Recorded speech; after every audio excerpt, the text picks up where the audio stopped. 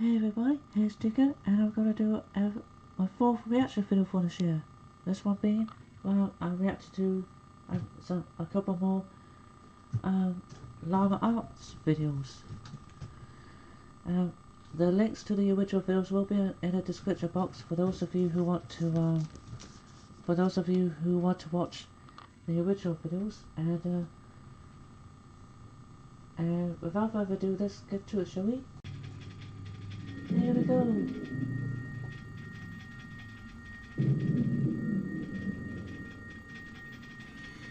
There used to be a pond about half a mile away from my old house that I would commonly go fishing in. It was nicknamed Daryl's Pond. I still have no idea who Daryl was or why it was called that, but nobody owned it, so people would once in a blue moon go fishing there as well. It was usually me by myself though. Not gonna lie, that does actually sound really nice, having a pond like that. That would actually be really cool.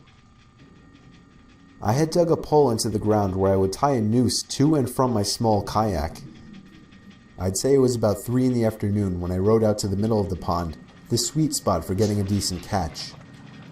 There was another person coming out from the trees. I waved at him and gave him a smile.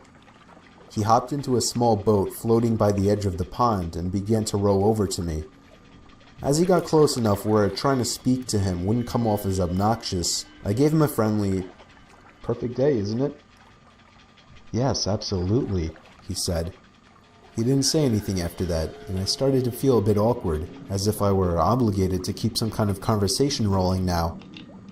"So, you come out here to throw some lines?" I asked. "No, I don't actually fish." That's "Oh, kind of ominous. Well, it's never a bad day to relax on the pond," I said. He continued to row closer to me until his boat collided with mine.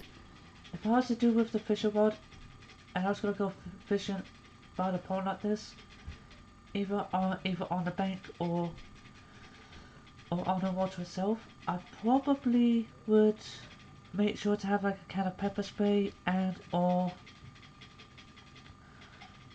a taser that's free of charge for self-defense, because just in case there's any sketchy looking so-and-sos that may come by. As you gotta admit, that is true. There are some sketchy looking so-and-sos about. Creating a big thud. I was genuinely uncomfortable now. I didn't feel threatened, just weirded out. I was only 24 years old. This guy looked like he was late 40s or 50s. There was an awkward silence. I tried to just act like I was focused on trying to make a catch, but by now that wasn't even on my mind. This guy was weird. I didn't know what he wanted, and I was uncomfortable being so close to him. I felt him looking at me, or at least in my direction, as I faced halfway to the opposite direction of him. I took a quick glance to my right. Yeah, he was staring at me. I decided to be ballsy and lock eye contact with him. After about 4 seconds, he looked away. "So, where are you from?" I asked him. "Up there." He pointed behind himself, in the direction of the woodsy hill leading past the dirt road. "Oh, you live by Suffolk?" I asked. No, I'm not," he said. "What made you decide to come out here?" I said. "Why not?"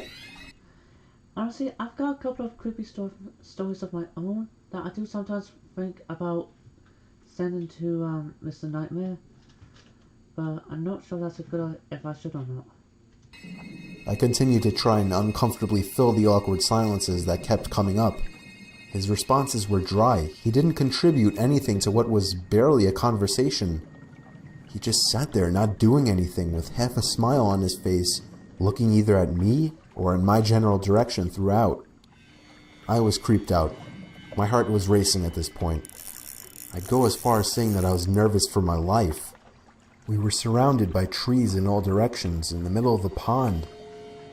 I started to row a bit closer to land, but in a very low-key kind of way, trying to play it off as me just trying to find a better spot to find some fish. I was horrified when I saw he was following me. "What a great day, huh?" I felt a shake in my voice. I got close enough to the edge of the pond where I finally told the man I think I'm gonna call it a day. I turned to see his reaction. He was still staring at me, but his smile was gone now. I can't let you leave, he said.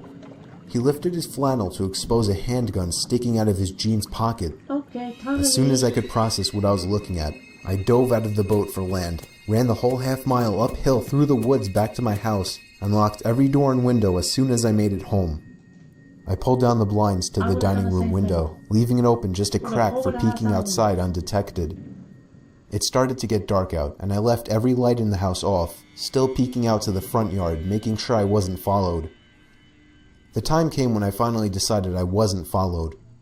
I realize now, like you, that not calling the police immediately was a huge mistake. I kept my bedroom windows open to let the room air out. My bedroom was on the second floor, so I wasn't worried about being watched through the window.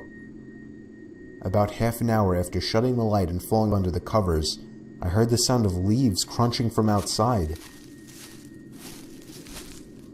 I sat up to hear it more clearly. It was definitely something walking around out there. Normally I would assume it was a deer or a bear, but after what just happened, I was still in paranoia mode. I sat up as still as a statue, except for my shaking out of fear, waiting as the sounds of the steps stopped. Hey buddy, you up there? Are you trying to sleep? Sorry, I didn't mean to wake you. I felt like 100 pounds just fell directly onto my chest. It was the same voice. I knew it right away. I didn't make a sound. I crept out of the room quietly downstairs to the kitchen and grabbed the phone, practically crawling on my way out to avoid being seen through the open blinds. I called 911 like I should have earlier in the temporary safety of my bedroom. I made sure to whisper into the phone, as I was still hoping that he hadn't yet heard or spotted me. 20 minutes felt like an hour as I sat behind my bed, waiting for the police to arrive in constant fear that I would hear glass breaking from downstairs, or a thud on the back door. This is where having a taser that's fully charged and or having some pepper spray would be a good thing.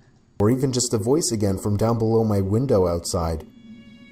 The police did a thorough investigation of the property in nearby woods, turning up nothing. They suggested I stay with a friend or a family member for a few days, and so I did. I never heard from or saw the man again, but I still moved a month later. I couldn't deal with the constant fear and paranoia of being watched through my windows. I feel much more comfortable fishing out by the bay now.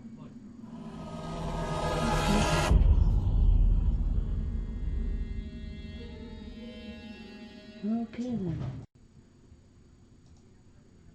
Okay. Time for the second video. I was looking for a car to buy for my son for his 18th birthday. I was searching all the typical car websites, cars.com, eBay Motors. They were all overpriced as expected. Craigslist was the only place to find an actual deal. About a week into my search, I found an '03 Toyota Camry. It had 67,000 miles, no accidents, no damage, and good condition for only $3,500. This seems like a steal for such a reliable car with such low mileage. The seller lived about 10 miles from me, which was a reasonable drive when looking for a car. I gave him a call to set up a time to come check it out. If a deal sounds too good to be true, it probably is. This sounds like one of those sort of things. The man sounded normal on the phone. He assured me that there were absolutely no problems with the car. He introduced himself as Bob.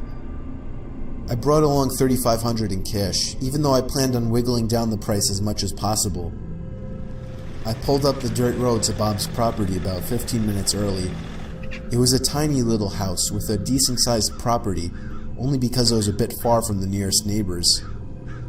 The garage was open, so I walked over to see if anybody was inside, but except for an unusual amount of car parts, it was empty.